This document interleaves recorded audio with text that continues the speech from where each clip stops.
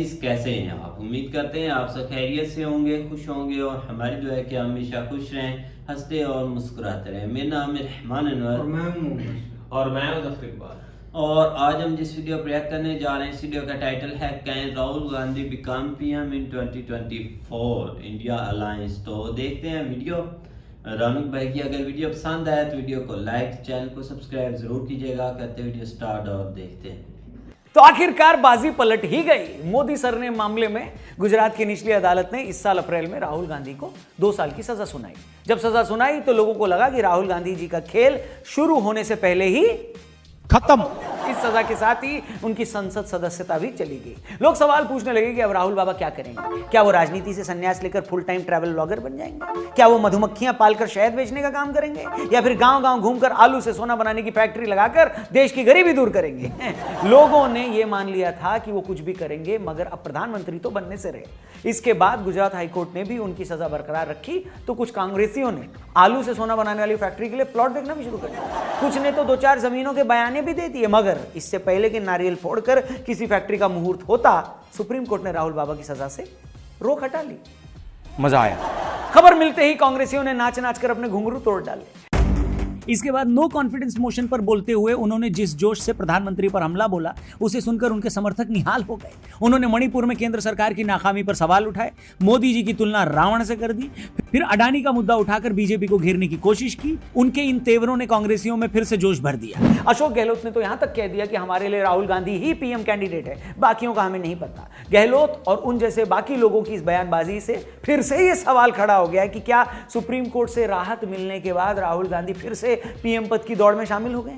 क्या कांग्रेस के अलावा INDIA गठबंधन की बाकी पार्टियां राहुल को पीएम पद का उम्मीदवार कबूल करके उनके नाम की मेहंदी अपने हाथों में लगा लेंगी?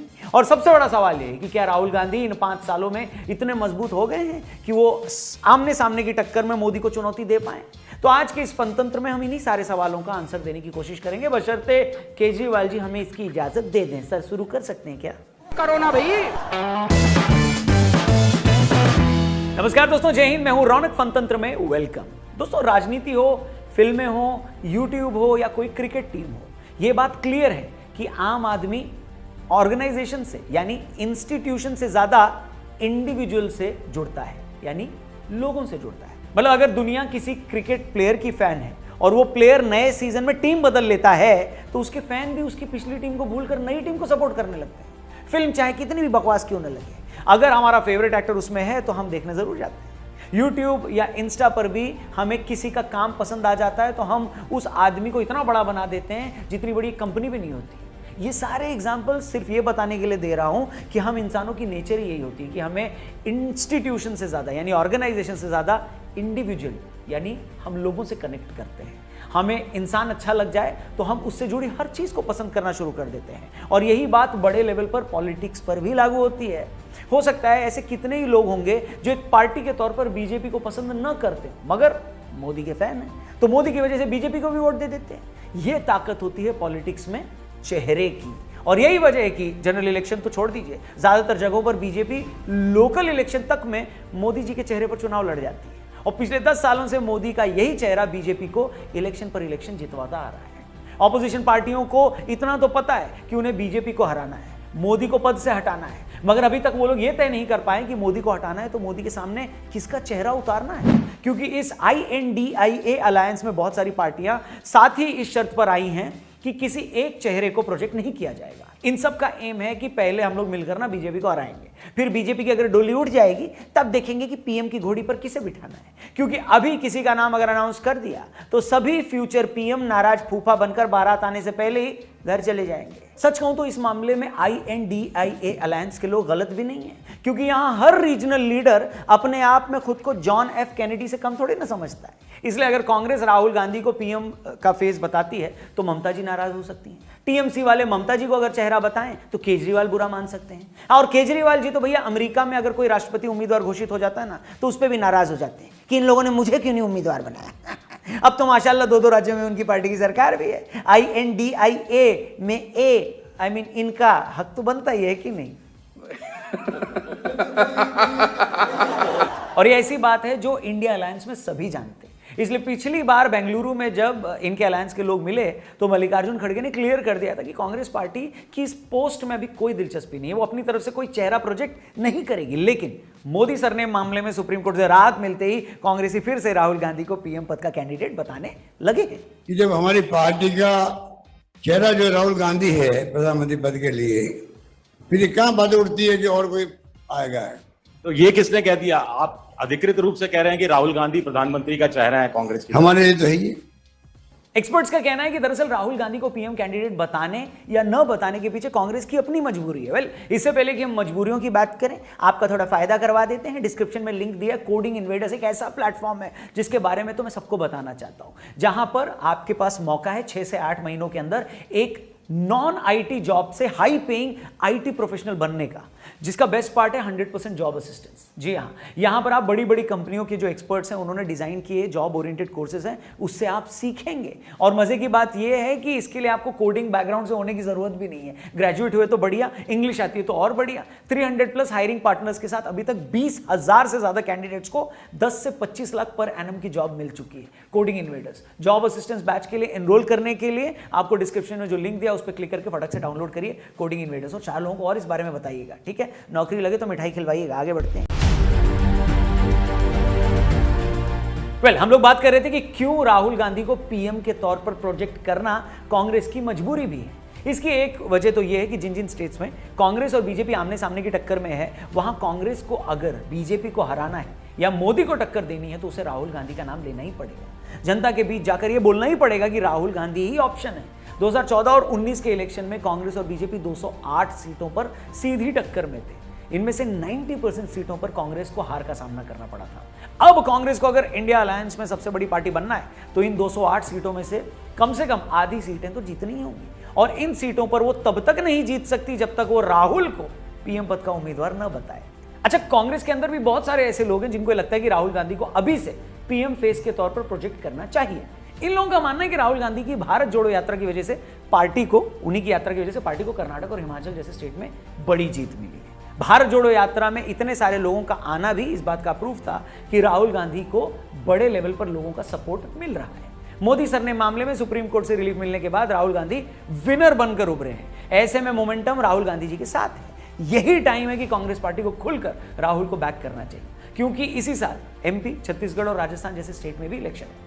मध्य प्रदेश से जो खबरें आ रही हैं उसके हिसाब से कांग्रेस वहां बीजेपी की सरकार को उखाड़ सकती है। छत्तीसगढ़ में भूपेश बघेल हो सकता है कांग्रेस को फिर से सत्ता में ले आए, और राजस्थान में तो हर बार सरकार बदलने का रिवाज है। फिर भी अशोक गहलोत अगर वहां अच्छी फाइट देकर भी हारे तब भी ओवरऑल स्कोर कांग्रेस के खाते में ही जाएगा। ऐसे में राहुल गांधी को अभी से फेस बनाने का फायदा यह होगा कि इन राज्यों में जीतने के बाद कांग्रेस जनरल इलेक्शन में और ज्यादा कॉन्फिडेंस के साथ जाएगी। इन लोगों का यह भी मानना है कि 2019 के चुनावों से अब तक एक लीडर के तौर पर राहुल गांधी की इमेज में काफी फर्क आ गया है। भारत जोड़ो यात्रा के जरिए वो साबित कर चुके हैं कि वो रजाई से निकलकर जमीन पर आकर पॉलिटिक्स करने को तैयार है। मल्लिकार्जुन खड़गे को पार्टी अध्यक्ष बनाकर गांधी परिवार ने यह भी दिखा दिया है कि वो लोग पार्टी पर कब्जा करके भी नहीं रखना चाहते। आज सोशल मीडिया पर भी राहुल गांधी के पोस्ट किसी भी नेता से ज्यादा वायरल होती है। इसके अलावा मणिपुर के हालात, नू में हुई हिंसा से बीजेपी गवर्नमेंट पर दाग भी लगा है। इन घटनाओं से वही हुआ है जिसके बारे में राहुल गांधी इतने टाइम से दावा कर रहे थे। इसलिए इस ग्रुप का मानना है कि राहुल गांधी को लेकर कांग्रेस को अपनी झिझक, अपनी हिच छोड़नी चाहिए और इंडिया अलायंस की बाकी पार्टियों को भी राहुल गांधी के नाम पर कन्विंस करना चाहिए। आखिर लड़का जवान है, जोशीला है, गांधी खानदान से है, पैदल यात्राएं करता है, मोहब्बत की दुकानें चलाता है, प्यार का शोरूम खोल रखा है, आजकल संसद में सोता भी कम है, आंख भी कहां मार रहे हैं आजकल, है कि नहीं? और क्या चाहिए दुनिया को उसमें? आखिर क्या कमी है हमारे लड़के में जो INDIA अलायंस वाले हमारे लड़के का रिश्ता पीएम पद के लिए मंजूर नहीं कर रहे? अखिलेश से लेकर ममता तक और तेजस्वी से लेकर केजरीवाल तक ये लोग तो अपने अपने राज्यों में सरकारें बनाकर अपना कलेजा ठंडा करते रहेंगे, मगर राहुल बाबा कब तक इंस्टा पर रील बनाने वालों के काम आते रहेंगे बताइए? एक मिनट, ये सब मैं नहीं कह रहा, राहुल बाबा के फैंस की आत्मा बोल रही है। काला है, सफेद तो सॉरी, जोक्स अपार्ट, लेकिन राहुल गांधी जी को पीएम फेस बनाने के लिए कांग्रेस को अभी इतना आसान नहीं है उनके लिए। इसे आप इस तरह से समझ सकते हैं कि जब इंडिया अलायंस बना और उसमें कांग्रेस से लेकर JDU, RJD, ममता बनर्जी की TMC, केजरीवाल जी की आम आदमी पार्टी और लेफ्ट दल एक साथ आए, तो इसके पीछे वजह ही यही थी कि इन सबको अच्छे से पता था कि अकेले अकेले हम बीजेपी को नहीं हरा पाएंगे। और इस अलायंस में जब अलग अलग पार्टियों को जोड़ा गया तो सबसे पहले इसी बात को लेकर अंडरस्टैंडिंग बनी थी कि हम पीएम फेस प्रोजेक्ट नहीं करेंगे। खबर यह भी है कि मुंबई में इस अलायंस की अगली बैठक होगी तो नीतीश कुमार को इंडिया अलायंस का कन्वीनर बनाया जा सकता है और सोनिया जी इस गठबंधन की चेयरपर्सन हो सकती है। अब पीएम फेस को लेकर जब ये बात इतनी क्लियर है कि कोई भी पार्टी अपनी तरफ से कोई चेहरा अनाउंस नहीं करेगी, इसे देखकर नहीं लगता कि कांग्रेस पार्टी भी राहुल गांधी का नाम आगे करके बाकी लोगों को नाराज करने का खतरा उठाएगी, है कि नहीं? क्योंकि जैसा हमने पहले कहा कि गठबंधन में शामिल सभी दल ये जानते हैं कि 400 के करीबी सीटों पर वो बीजेपी को तभी हरा सकते हैं जब वो मिलकर इन सीटों पर बीजेपी के खिलाफ एक साझा उम्मीदवार उतारें। इसलिए लगता नहीं है कि कोई भी पार्टी पीएम पद की अपनी चुल के चलते खुद को लुल साबित करेगी, है कि नहीं? कोई नहीं दूसरी बात यह कि कांग्रेसी भी लाख राहुल गांधी को पीएम पद के तौर पर प्रोजेक्ट कर लें, मगर मन के अंधेरे कोने में वो ये मानते हैं कि मोदी से राहुल गांधी की सीधी लड़ाई में फायदा बीजेपी को ही होगा।